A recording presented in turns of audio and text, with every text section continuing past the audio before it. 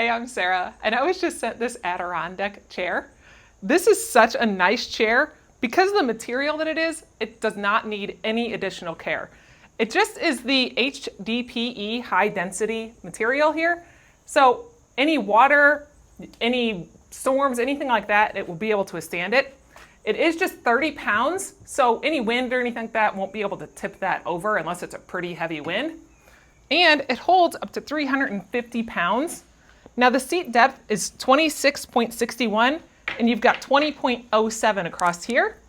This is a nice curved armrest, so you've got room here and you got plenty of room here for a water bottle or a drink, whatever. The back of it comes up nice and high and it arches, so you can easily put your head back in the back.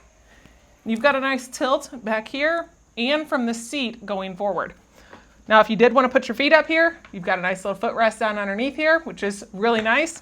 This is a nice sturdy chair. I really like how well it's built. It's pretty simple to put together, and it is, like I said, completely waterproof. So if it's out there in the storm, you have it, water gets on there.